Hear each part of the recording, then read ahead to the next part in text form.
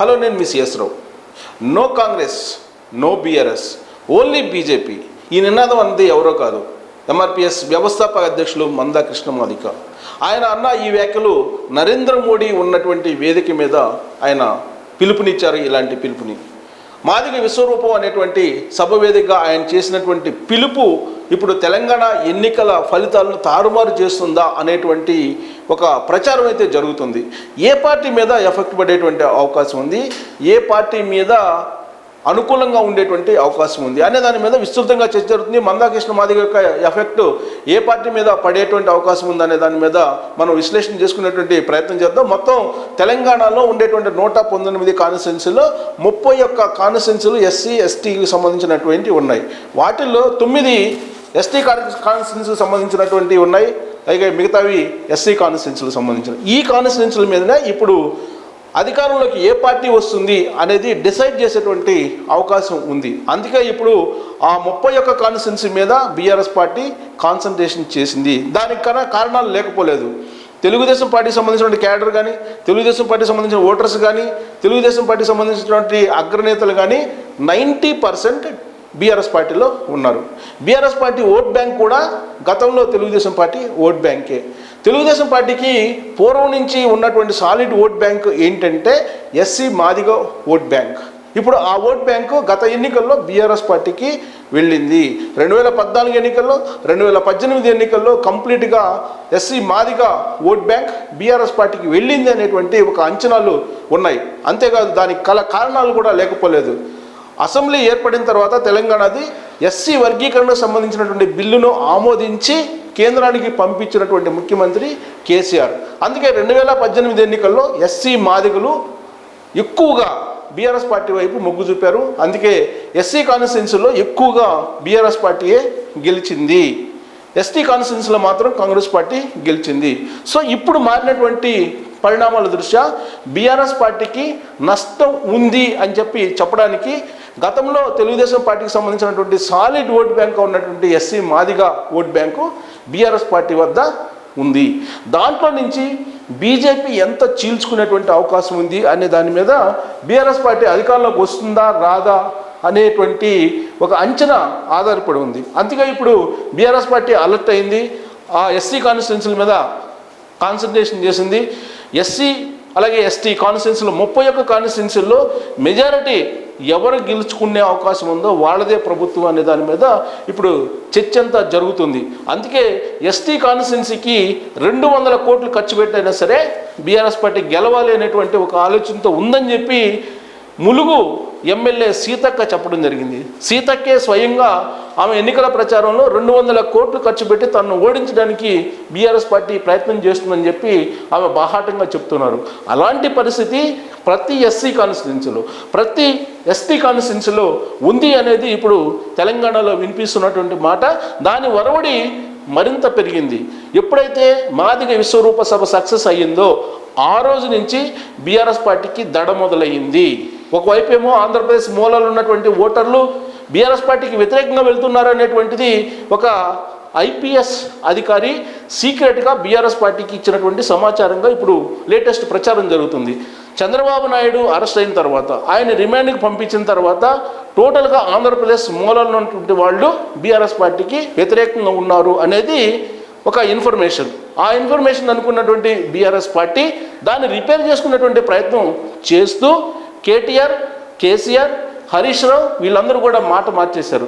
ఒకప్పుడు ఆంధ్రప్రదేశ్లో ఉండేటువంటి ఆ రాజకీయ పోటు మనకెందుకు అన్నటువంటి కేటీఆర్ ఇప్పుడు 4 ఖర్చుకొని చంద్రబాబు నాయుడు అరెస్ట్ను రాజకీయపరమైనటువంటి వైరంగా భావిస్తూ ఆ మేరకు స్టేట్మెంట్ ఇచ్చారు. అంతేకాదు చంద్రబాబు నాయుడు కుటుంబంతో కానీ, చంద్రబాబు నాయుడుతో కానీ సన్నిహితమైనటువంటి సంబంధాలు ఉన్నాయని చెప్పేటువంటి ప్రయత్నం కూడా కేటీఆర్ చేయడం వెనుక ఆంధ్రప్రదేశ్ మూలలో ఉన్నటువంటి ఓట్ బ్యాంక్ను తమ వైపు తిప్పుకునేటువంటి ప్రయత్నం చేస్తున్నారు. దాంట్లో కొంతమేరకు సక్సెస్ అయ్యారంటే ఇప్పుడున్నటువంటి పరిస్థితుల్లో ఆ నష్టం పూరించేటువంటి పరిస్థితి లేదు అనేది ఇప్పుడు రాజకీయ వర్గాల్లో వినిపిస్తున్నటువంటి మాట.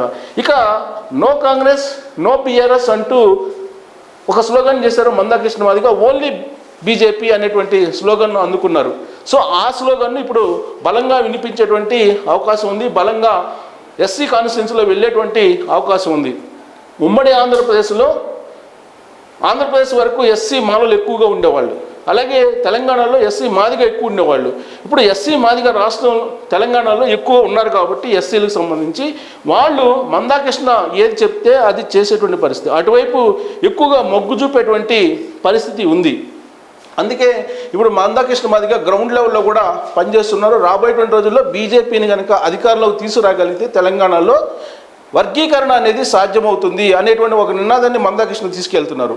ఏబిసిడి వర్గీకరణ అనేది కావాలి అంటే బీజేపీకి ఓటేయండి అని చెప్పి ఇప్పుడు మందాకృష్ణ చెప్తున్నారు. దాని మీదనే ఇప్పుడు హోప్స్ పెట్టుకుంది బీజేపీ, అలాగే పవన్ కళ్యాణ్ మీద హోప్స్ పెట్టుకుంది. వీళ్ళిద్దరి మీద హోప్స్ పెట్టుకొని బీజేపీ రాజ్యాధికారం కోసం ప్రయత్నాలు చేస్తూ ఉంది. నేరుగా నరేంద్ర మోడీ అలాగే అమిత్ షా ఇద్దరు రంగంలోకి దిగి ఇప్పుడు ఆ ప్రయత్నాలు కూడా చేస్తున్నటువంటి సంగతి తెలిసిందే. అయితే గత ఎన్నికల్లో అసలు ఏంటి సినారియో, తెలంగాణలో ఎస్సీ కాన్స్టిట్యున్సీలు ఏమేమి ఉన్నాయి, అక్కడ ఏ పార్టీ గెలుచుకుంది, ఆ అభ్యర్థి ఎవరు అనేది తెలుసుకునేటువంటి ప్రయత్నం చేద్దాం. ఫస్ట్ 2018 తెలంగాణ ఎన్నికల్లో ఎస్సీ నియోజకవర్గాలు, ఆ నియోజకవర్గాల్లో చెన్నూరు నుంచి బాల్క సుమన్ బీఆర్ఎస్ పార్టీ 2014లో కూడా ఈయన గెలవడం జరిగింది ఎంపీగా. ఆ తర్వాత చెన్నూరు నుంచి లాస్ట్ ఎలక్షన్లో బాల్క సుమన్ చెన్నూరు నుంచి ఎమ్మెల్యేగా గెలవడం జరిగింది SC constituency BRS party. Bellampalli Durgam Chennaiah BRS, అంటే అప్పుడు టీఆర్ఎస్ పార్టీ ఉండేది. Jukkal Hanumanth Shinde BRS party, Dharmapuri Koppula Eshwar BRS party, అలాగే చొప్పదిండి సుంకే రవిశంకర్ బీఆర్ఎస్ పార్టీ. అంటే టోటల్గా ఎస్సీ కాన్స్టిట్యున్సీకి సంబంధించి ఎక్కువగా బీఆర్ఎస్ పార్టీ కనిపిస్తుంది. ఇక మానకొండూరు తీసుకుంటే రస్మయ్య బాలకృష్ణన్ బీఆర్ఎస్ పార్టీ, ఆందోళన నుంచి Chanti Kranthi Kiran journalist BRS party, Zaheerabad నుంచి Manikyarao BRS, Chevella Kale Yadaiah BRS party, Vikarabad doctor Methuku Anand BRS party.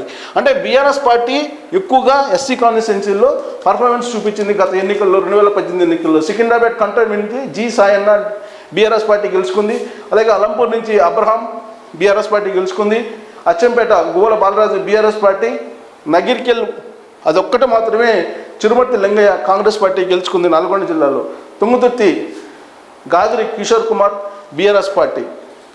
ఇక స్టేషన్ గన్పూర్ తాడికొండ రాజయ్య మాజీ మంత్రి BRS party, Wardhannapet Aruri Ramesh BRS party, Madhira బట్టి విక్రమార్క కాంగ్రెస్ పార్టీ, అలాగే సత్తుపల్లి సండ్ర వీరయ్య. సో మొత్తం ఎస్సీ కాన్స్టిట్యున్సీలు 21 ఉంటే కేవలం 2 స్థానాలు మాత్రమే కాంగ్రెస్ పార్టీ గెలవడం జరిగింది. 19 స్థానాల్లో బీఆర్ఎస్ పార్టీ గెలిచింది. అందుకే బీఆర్ఎస్ పార్టీ వద్ద ఎస్సీ మాదిగ ఓట్ బ్యాంక్ ఎక్కువగా ఉంది అనేది క్లియర్గా అర్థమవుతుంది. పూర్వం తెలుగుదేశం పార్టీకి ఎస్సీ మాదిగ ఓట్ బ్యాంక్ సాలిడ్గా ఉండేది. తెలుగుదేశం పార్టీ తర్వాత 90% నాయకులు, ఓటర్లు, క్యాడరు అంతా కూడా బీఆర్ఎస్ పార్టీకి వెళ్ళింది కాబట్టి బీఆర్ఎస్ పార్టీ వైపు ఎస్సీ మాదిగలు సపోర్ట్ చేశారు. అందుకే మొత్తం 21 ఎస్సీ కాన్స్టిట్యున్సీల్లో 19 కాన్స్టిట్యున్సీల్లో బీఆర్ఎస్ పార్టీ గత ఎన్నికల్లో గెలుచుకోవడం జరిగింది. ఇక ఎస్టీ కాన్స్టిట్యున్సీలు తీసుకుంటే కనుక ఆసిఫాబాద్ ఆతరం సక్కు కాంగ్రెస్ పార్టీ గెలుచుకుంది, ఖానాపూర్ నుంచి అజ్మీరా రేఖా నాయక్ బీఆర్ఎస్ పార్టీ ఇప్పుడు కాంగ్రెస్ పార్టీ నుంచి ఆవిడ పోటీ చేస్తున్నారు, Boath Bapurao Rathod BRS party, Devarakonda Ramavath Ravindra BRS party, అలాగే డోర్నకల్లు రెడ్డి నాయక్ బీఆర్ఎస్ పార్టీ, ఇక Mahabubabad Shankar Nayak BRS party, Mulugu Seethakka Congress party, Pinapaka Rekha Kantharao Congress party, Yellandu Haripriya Congress party, Wyra Ramulu Naik independent. So ST కాన్స్టిట్యున్సీలు తీసుకుంటే కనుక కొంత కాంగ్రెస్ పార్టీ పర్ఫార్మెన్స్ గత ఎన్నికల్లో కూడా కనిపించింది. మొత్తం ఎస్టీ కాన్స్టిట్యున్సీలు చూసుకుంటే 9 ఉన్నాయి. అసరాపేట మెచ్చ నాగేశ్వరరావు టీడీపీ, తెలుగుదేశం పార్టీకి కంచుకోట ఖమ్మం జిల్లా. సో కాబట్టి అక్కడ గత ఎన్నికల్లో ఆయన గెలుచుకోవడం జరిగింది. భద్రాచలం పోడెం వీరయ్య కాంగ్రెస్ పార్టీ.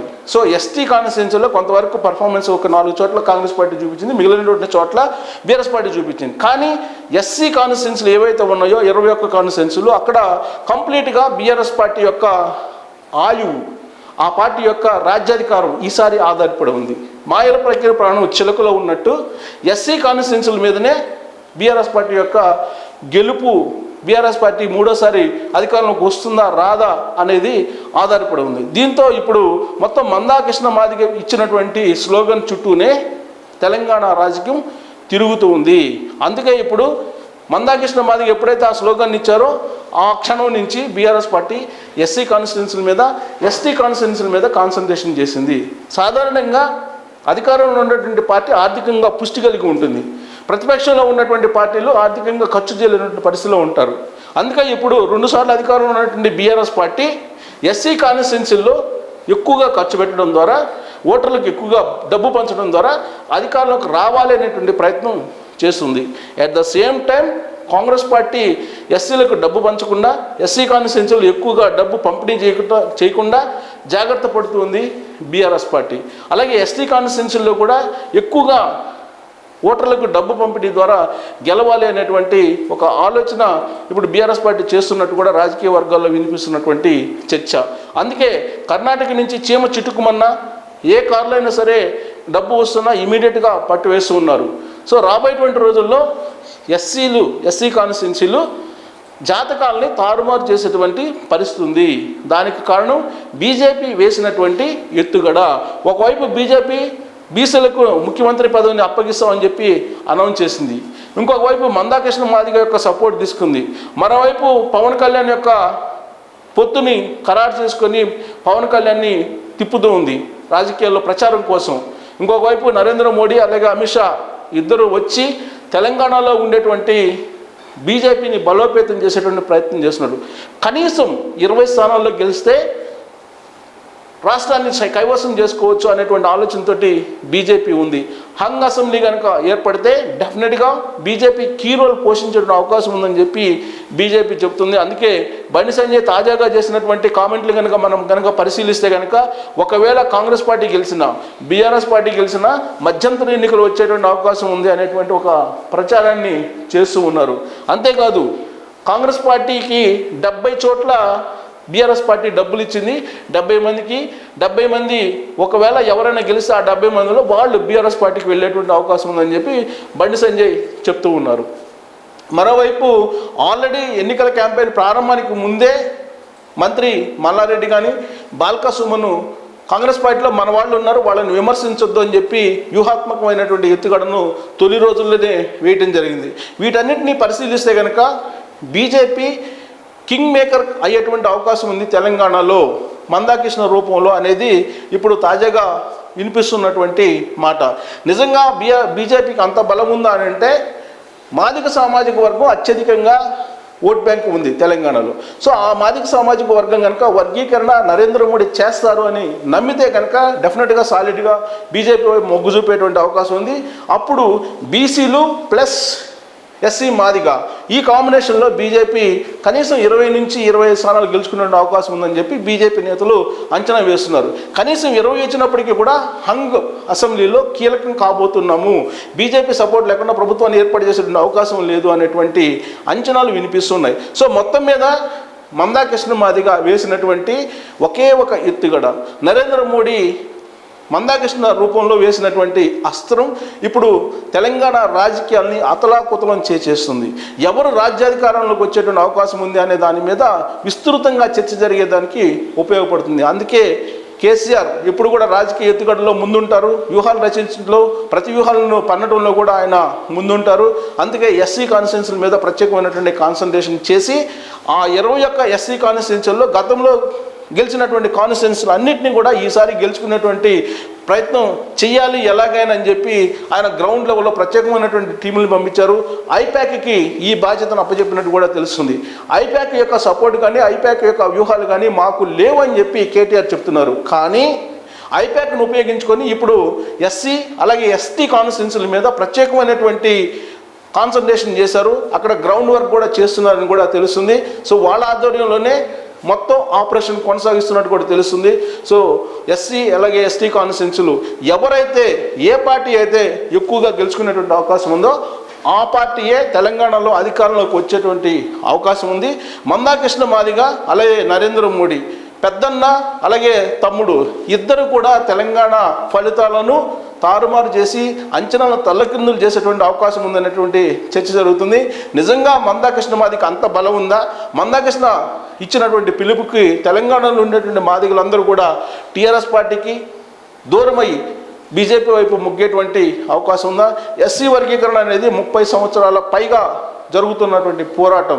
దాని మీద అనేకమైనటువంటి కమిటీలు వేశారు. చంద్రబాబు నాయుడు తొలి రోజుల్లోనే కమిటీ వేశారు. ఆ తర్వాత కాంగ్రెస్ పార్టీ ఉషా మెహ్రా కమిటీని వేయడం జరిగింది. ఇప్పుడు బీజేపీ వంతు వచ్చింది. బీజేపీ త్వరలోనే ఒక కమిటీ వేస్తామని చెప్పి నరేంద్ర మోడీ చెప్పడం జరిగింది. కమిటీ వేస్తామని చెప్పి చెప్పినటువంటి హామీనే ఇప్పుడు మాదిగలు నమ్మి బీజేపీ వైపు మొగ్గు చూపేటువంటి అవకాశం ఉందా? లేదంటే ఎస్సీ వర్గీకరణకు అనుకూలంగా తీర్మానం చేసి బీఆర్ఎస్ పార్టీ కేంద్రానికి పంపించింది ఆల్రెడీ బిల్లుని. సో ఆ పార్టీని నమ్మేటువంటి అవకాశం ఉందా? ఒకవైపు మందాకృష్ణ మాదిగ, ఇంకొక వైపు కేసీఆర్. వీళ్ళిద్దరిలో ఎవరు నమ్మి మాదిగలు సపోర్ట్ చేసేటువంటి అవకాశం ఉంది అనే దాని మీద గెలుపు ఓటములు ఆధారపడి ఉండేటువంటి అవకాశం ఉంది. అందుకే కేసీఆర్ ఐపాక్ టీంని, ప్రత్యేకమైనటువంటి టీముల్ని దింపారు. ఎస్సీ కాన్స్టిట్యున్సీలో, ఎస్టీ కాన్స్టిట్యున్సీలో ఎవరికి ఏం కావాలి అనే దాని మీద ఇప్పుడు కసరత్తు చేస్తున్నారు. రాబోయేటువంటి రోజుల్లో ఎవరికి ఏం కావాలన్నా కానీ ఇచ్చేటువంటి పరిస్థితికి బీఆర్ఎస్ పార్టీ వచ్చేసింది. ఒక్కొక్క కాన్స్టిట్యున్సీలో కనీసం 200 కోట్లైనా సరే ఖర్చు పెట్టి ఎస్సీ కాన్స్టిట్యున్సీలో గెలవాలి అనేది వాళ్ళ ఎత్తుగడగా ఉందని చెప్పి ఇప్పుడు కాంగ్రెస్ పార్టీ భావిస్తుంది, బీజేపీ కూడా భావిస్తుంది. ఆ కాన్స్టిట్యున్సీల మీద ఎందుకు కాన్సన్ట్రేషన్ చేయాలి బీజేపీ అనేటువంటి ఒక ప్రశ్న వేసుకుంటే బీఆర్ఎస్ పార్టీ ఆర్థికంగా స్ట్రాంగ్గా ఉన్నటువంటి పార్టీ. తాజాగా వచ్చినటువంటి రిపోర్ట్స్ ప్రకారం దాదాపుగా 1200 కోట్ల రూపాయల సంపద కలిగినటువంటి పార్టీగా బీఆర్ఎస్ పార్టీ ఉంది. అదే కాంగ్రెస్ పార్టీకి నిధులు సమకూరేటువంటి పరిస్థితి లేదు.